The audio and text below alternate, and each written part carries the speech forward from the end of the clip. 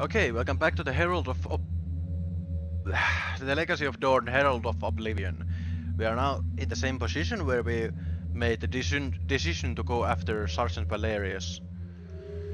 So basically we cannot win the fight there in 3 turns for some reason. So, and that was also the bad decision since it lowered our purity. So, regardless of the impossible task, I will attempt to destroy the Space Hulk.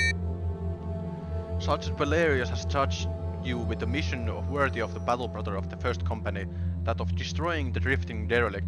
But how can one man, even a superhuman genetically engineered warrior such as yourself, engineer the end of a Herald of Oblivion when the massive guns of the Shields of Dorn could not achieve such a thing? But then you're a space marine of the Imperial Fist chapter, and the Imperial Fists are masters of siege warfare. When it comes to defending the indefensible, the Imperial Fists are able to turn whatever benefits the location possesses to their advantage. And when it comes to penetrating the impregnable, they are equally adept at turning whatever there is to hand into a devastating weapon. Altering the settings on your Aspect, you detect that both the trapped battleship engine reactors and the warp-field generators are still active. You are towards the rear of the Space Hulk now. The battleship's engines protrude from the Herald of Oblivion, and if they could be fired, would be capable of influencing the derelict trajectory. Recalling what you know from the Hulk's current course, if you could overload the engine's reactor, explosion might well be enough to nudge the Hulk into the bearing that would ultimately result in it being caught in the gravity well of the Sargon system star, thereby condemning it to the destruction. Alternatively, if the ship's warp-field generator fails, then the vessel will be torn apart by the forces of the Embryon so unleashed. So what is it to be?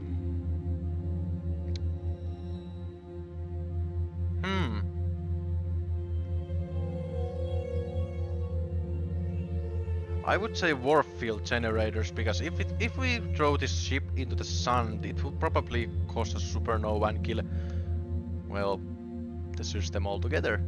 So we're going after the warp-field generators. Using your Aspect readings and your hypno-implanted knowledge regarding the layout of a Retribution-class craft, you make for the heart of the ghost ship and its scalar field generators. The maintenance corridors and the processional passageways are in total darkness. If it wasn't for your own enhanced eyesight, heightened still further by your helmet's autosenses, you will be completely lost. Strange creaking groans accompanying the ringing of your ceramite footstep from the deck blades of the ship as you head deeper and deeper into the ancient vessel. As you near the shielded chambers where the warp-field generators are located, an ethereal mist seems to be rise from nowhere, and your Aspect starts to chime a warning. 1 minute there is nothing there at all. The next, it is as if the known creature have always been there. There are 2 hideous warp-spawned things, skinless horrors with fleshless malformed skulls, sinuous bone crows escaping from their spines and shoulders blades, and horribly fanged maws. They move like large felines, but they look like a nightmare ripped from the realm of demons into grotesque flesh forms, bearing a lethally sharp claws that are perfectly capable of tearing through armor and flesh alike. There is something fluid and non-corporeal about them that makes you doubt whether you will be able to injure them as easily. As hissing chimera Bounce, you are forced to defend yourself before they can wreak havoc on your armored form. Fight. Chimeras. Still not sure what they are.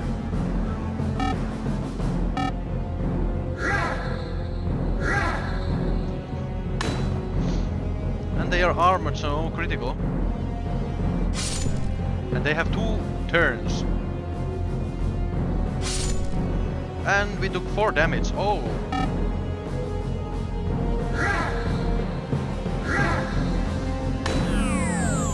One Chimera is dead. Miss. And miss.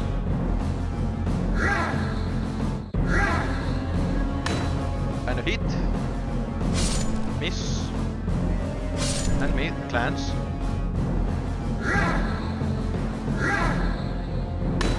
And a crit. The fight is over. Victory. Victory. As the last Chimera falls, its incorporeal body melting away like a candle wax before your eyes, the eldritch mist lifts, and you find yourself already standing before the crackling warp-field generators. Shadows skulk at the corners of the chamber as the Gellerfield generator bathes the room in their ethereal warp light. You are not alone. The shadow seems to move with a life of their own, because they do have a life of their own. You watch in a pale horror as first at hand, and then an arm, and then the entire sinuous body pulls itself free from the ball of darkness cast by the bulkhead R.I.P. The thing stands before you for a moment, its shoulders and chest heaving. It breathes, escaping in a sinister sibilant hiss. Its inky skin ripples with the light that is leaking out of it through the ungodly runes that grisly a carved flesh of torso. The creature is watching you, and you are sure of it, and yet its face is a blank mask. It has no features. In the next moment, its face runs like a molten wax, and a cruel slash of mouth appears. Filled with the needle-like teeth, the lang tangles of its hair are colors of bleached bone, while from the waist down of its body it is covered by skin of tanned hide. In the dance of shadow and light, you see the holes left by the eye sockets, nostrils, and the screaming mouths. You are facing the spawn of some benighted otherworld denizen of labyrinth dimension, the Night Fiend, whose mere name is used to scare the young of Comorak into obedience. A mandrake. Oh. A mandrake raises the twisted talons of its left hand, and flesh suddenly alive with a lambent flame. And with no more than a gesture it hurls a blazing ball of cold fire straight at you. My purity score is equal or greater than 20. A baleful blast numbing hatred, as cold as vengeance, hits you and bursts across your armored chestplate. Its malevolent energies repelled by your faith in the Emperor and all that the Imperial fists hold dear. I am ready to fight this shadow-born creature. The mandrake comes for you, then moving as fast as liquid coal-black quicksilver, its piranha teeth bared and whirling the blood-encrusted blade in its right hand with a little dexterity. Fight.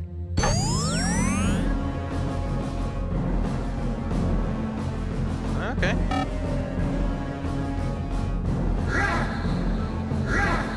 Eat plasma. That's a critical hit.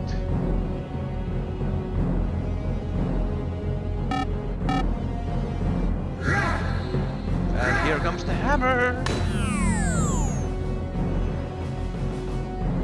The fight is over. Victory.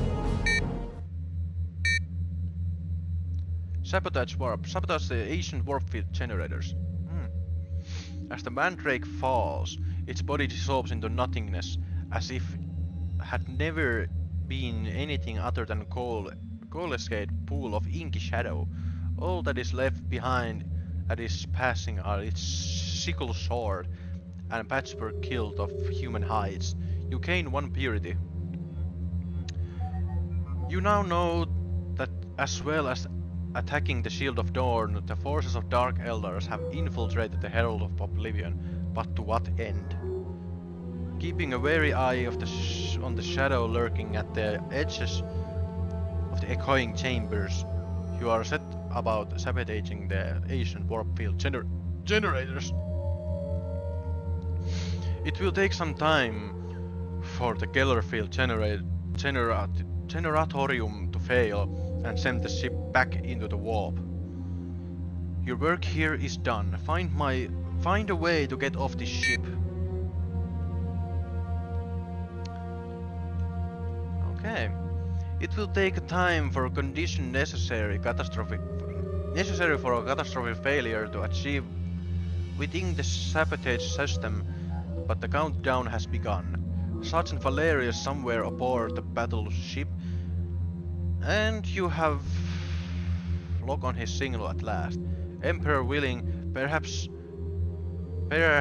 you even have time to find the brother sergeant before the Herald of Oblivion becomes inescapable, and you are forced to escape the space hulk somehow yourself.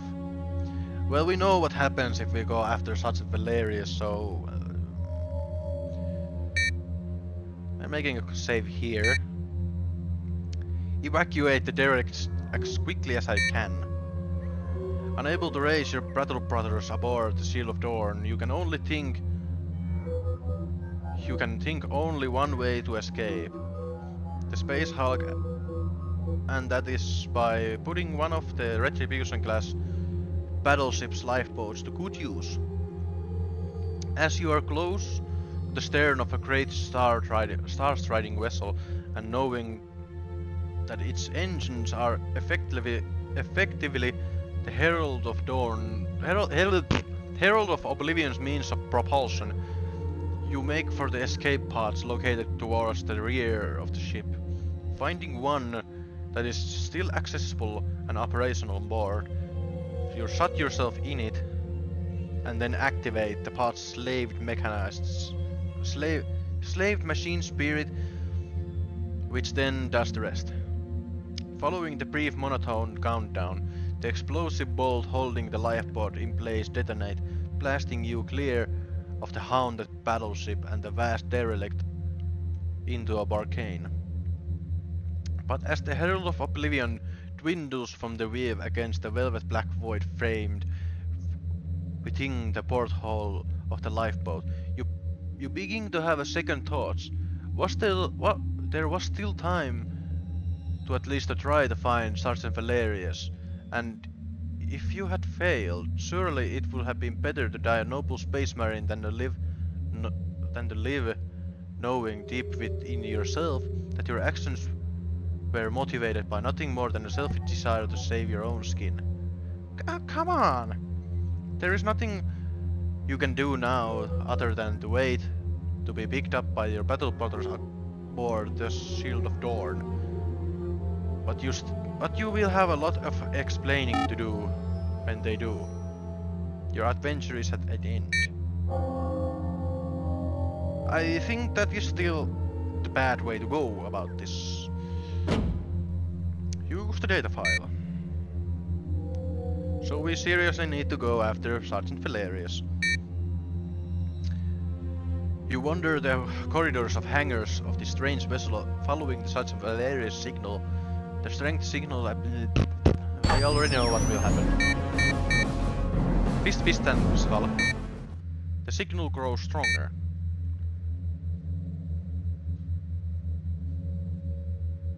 Yeah, we know this.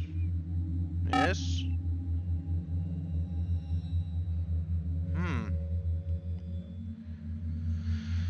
Okay. So we really need to win this in 3 rounds.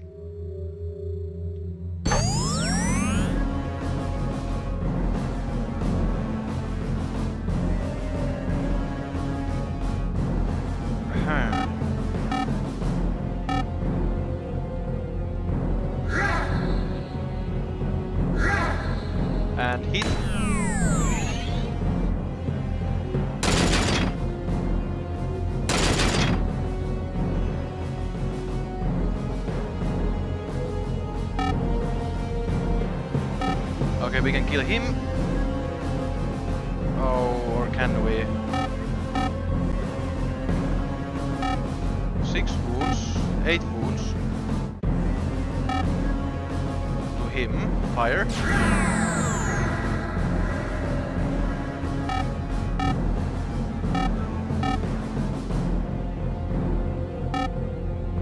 Okay, and focus. And attack. A critical hit. Okay, focus. And focus. And critical hit, please.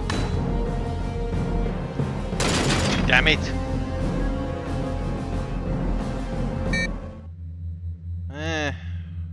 We need to load. Wait a minute.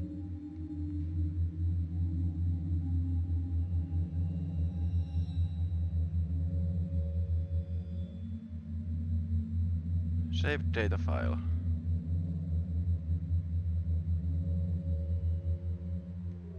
No.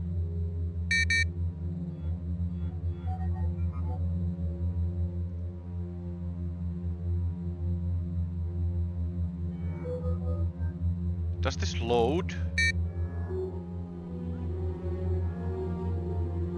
Yes, use it. Okay, no, not that one.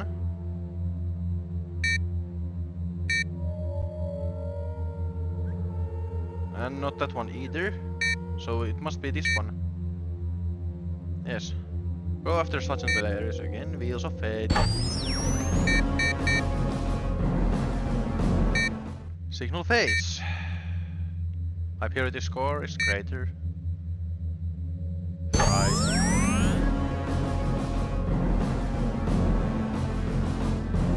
Okay.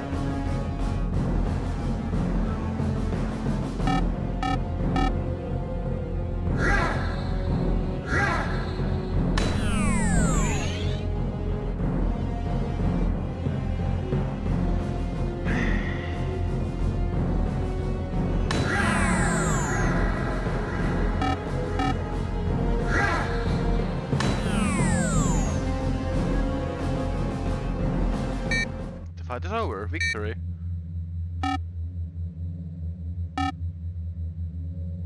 And now we don't have to. Oh, fuck's sake.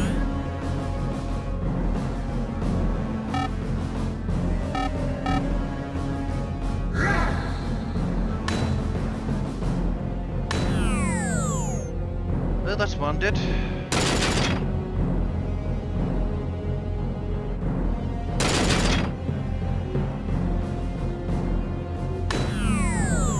Crit.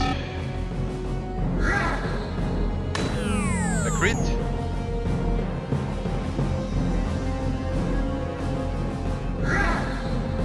Now please kill it. Thank you. The fight is over. Victory. Reinforcements. So we basically still lose. My fate is sealed.